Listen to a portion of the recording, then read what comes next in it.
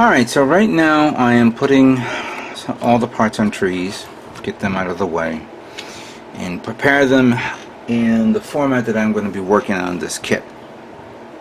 And even though I'm almost done with the photo etch parts, like for example the shoulders here, I just actually put a hole right there. I haven't glued it on yet. I'm going to glue it on in a few moments. I ran into some things that I had to address, and I'm going to show it to you guys right here on the manual here. So in my mind's eye, you could say, I'm seeing the photo etch. I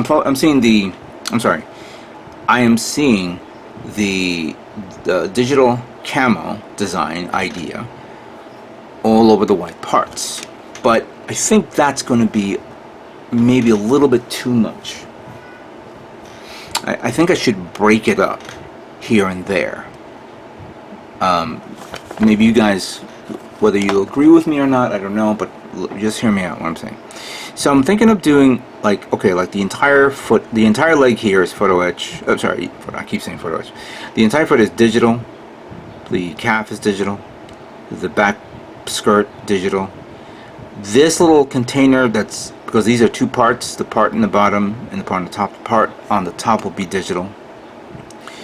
The entire arm, the forearm, is digital.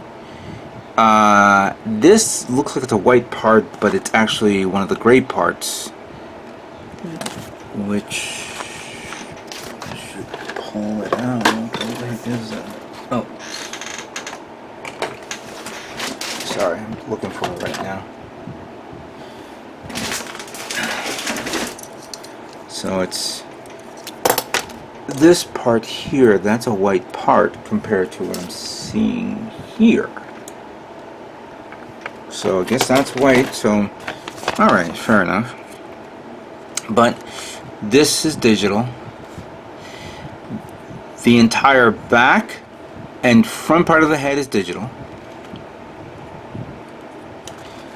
Half of the crotch is digital. And the bottom part of the foot, digital. The remaining parts that I did not cover, which I'm going to show off, the entire portion of the ankle armor, the ankle armor, you could say, yeah. So that part. So the bottom part of this is digital, but the top part here, this little thing that goes around that here, the waist unit, the actual thruster part here, the part that goes around the head of the sniper, the antenna, and the other side of the antenna, plus the part that holds up the minigun, and this part, the elbows, are going to be gray. Will be a grayish tone color. I think that will be a good idea to break up the color tone. So, you know, because there's going to be like 3 to 4 different color tones for the camo, but it's going to look weird. I'm also thinking of doing it for this section here of the bottom part of the leg, bottom part of the calf armor, around there. The actual parts that makes up the beam sabers will be regular. That will be camo. I forgot the back part of the hands will be camo, but since there are 2 sets of armor parts of the hands, I'm going to probably leave that as gray, and then I'll flesh it out whether I want to do it or not. I was going to do 1 camo, 1 gray in the middle for the waist unit, but then I kind of said no, I might as well stick with 1. And I think that's pretty much it. So I mentioned I was not going to use the long beam rifle. I think I'm going to have to use the long beam rifle because it is a sniper, GM Sniper 2. So you definitely need the sniper, unfortunately. And if I'm going to build this, considering that you see this whole section is white and white, I'm going to make digital camo for that and that after I painted the other color and then mask off everything else. So that is what I'm planning to do. But I've come across a few issues here and there, and I'm going to share it with you guys. For starters, these two parts, they're separate. There's no pegs, no notches there, and they're supposed to be flush. These are the same ankle armor that's on the stormbreaker, and of course the colony type, the GM colony type. And when you put this on top of the plastic frame, of the gray frame, sorry, which I'm going to pull it out right here. Give me a minute.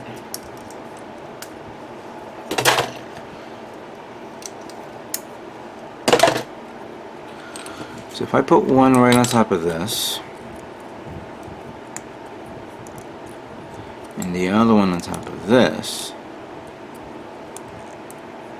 first of all, it doesn't go all the way in. It has this weird little, like, squeezing thing here. You know, like it's not going through all the way. And you would have to glue this, but as you could see, I'm trying to push it in, and it doesn't want to go in. I can probably pull this out, bend it like this, but then I may damage the part. So committing to this is not easy. It's not. For starters, this is bad. I had to sand it down, but I'm gonna probably. It's not. All right. I'm mumbling here. Why doesn't these two parts go in flush? That's why I'm not proud of the other two kits that I've made, and I want to redeem myself, and I think I did. I'm going to show you what I did right now. Clearly, to do this, I had to commit to it. But to commit to it, what you're seeing here is a glued part. I had to sand down this and this and this. So at least there's a little bit of more, more space going in. I also sanded these little things off, and I put photo etch parts inside there. As you can see, the alignment is a bit off. I try to get the alignment just right. Just put a little glue in there, super glue, and then I pushed it in, and then I took regular glue. I glued these on. I'm waiting for this to dry, so then I can begin sanding them down and making it nice and even and flush. That was the only way I can do this. Unfortunately, yes, I'm going to be ending up painting the whole thing, but it's barely going to be even seeable. I know if I'm going to paint this whole thing, this part, I'm going to probably end up painting these in the interior here gray. Then I'm going to get masking tape to cover it, then paint the whole thing white, the digital and all that stuff. Actually, no, I didn't think of digital. I'm sorry. This is not going to be digital. This is going to be the gray. So yeah. Now, the same thing holds true to another part. The shoulders. Because unfortunately, for whatever reason, Bandai decided to make two of the same of this, not one in the other way. And it has to be two in the same, and it's going to be off center either way. I'm going to put these two together so you can see. And fortunately, this has an indentation where it brings it down, so it does look okay. But I'm going to do the same process where I am going to sand all this down a bit, but don't touch that and that. So I'm going to glue this. I'm sorry, I'm going to paint this first.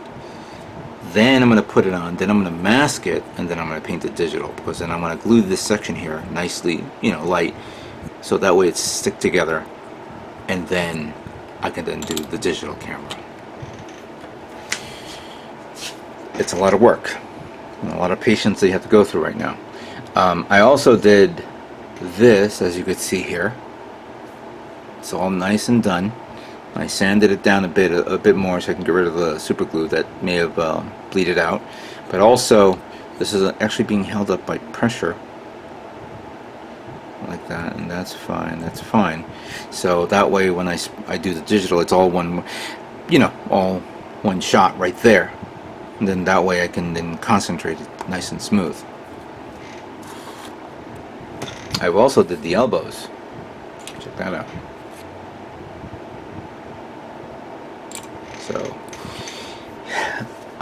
it's coming out the way I like it. Hopefully I can do justice with the leg, with the leg armor.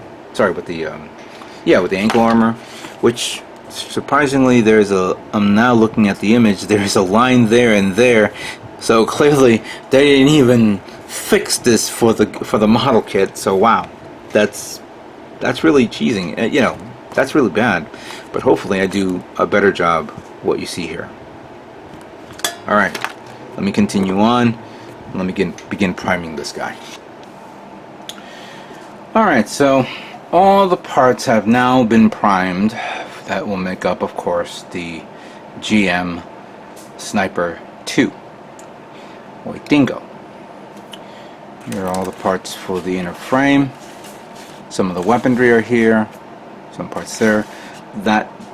This part is the blue parts over there. And all this is the white parts, which of course I kind of separated at first for the parts that's going to be painted digital, while the other parts are going to be a solid tone color. And I'm reviewing each and every one of them, making sure that the coverage is good. And some of them I had to I realized that when you sand down parts, sometimes you miss one little part. And thank God, you know, we have primer, because it will show you the mistakes. And I found a lot of mistakes that I had to go back into the part, resand them down, and then reprime them again. I found that on both the inner frames, on the blue parts, especially the blue parts, you can't barely see it, but also the white parts, which is also, you can barely see it as well. I'm glad that this came out really well, because this part here is, you know, you don't see the seam line there, so it's actually pretty good. That came out nice. But you know, as you could, I don't know if you guys can see this. Let me just try to zoom in here. There's that inner frame part of the design, which what I'm going to probably do, you know, once I'm done painting this, I'm going to paint this, then cut the mask, you know, get a masking tape, cover the inside, and then so I can have it ready to prime it the other color tone, which of course that will be the now I forgot what I was going to paint that. I completely forgot. I know what it is. I just kind of drew a blank here. There's so much work to be done here. Here's the part of the foot that I completed. I also had to respray paint it, resand it down on parts that, even though I you know, some of them that had super glue, I had to sometimes the super glue leaves a mark or on it, so I had to get the sanding sticks and sponge to resand it down to smooth it out, and then reprime it again, so that way it doesn't show through that. Usually that is a byproduct of super glue. I'm gonna have to switch glues. I think I'm gonna not use the Loctite anymore and use something else. Anybody has a recommendation of what glue will be perfect for merging both metal parts to plastic parts? I've been using the Loctite for a long time, but I think I'm going to have to look into another one. I've seen people use super glue and some sort of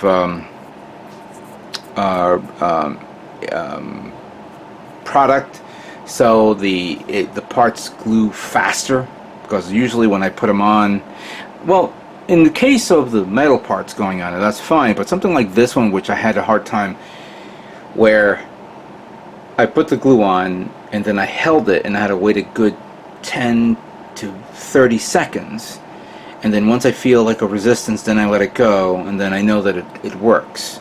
So I know the process for that, but I think I've seen people, usually the ship model builders will have the active agent, like something on, they'll wipe something on an area, then put the super glue on, and then put the part on, and then that thing sticks immediately. So yeah, that was pretty much kind of like what I was having issues with the Mount Whitney kit that I was making. But now I'm gonna have to look into something like that. I just finished one of the bottles of the Mr. Servicer, so I have down to one bottle left. I've been using the Mr. Thinner for thinning of the primer, because I am almost out of the leveling color thinner, but this will be, I'll be using this in conjunction with maybe either the D01250 by Moto or the finisher thinner paints, which I still have. That thinner maybe would work. But I'm still, you know, big fan of this. Hopefully when I go to the show, I'll find a nice big bottle and buy it. Or maybe buy 2 bottles. Okay, let's begin with the inner frame and see where we go from there.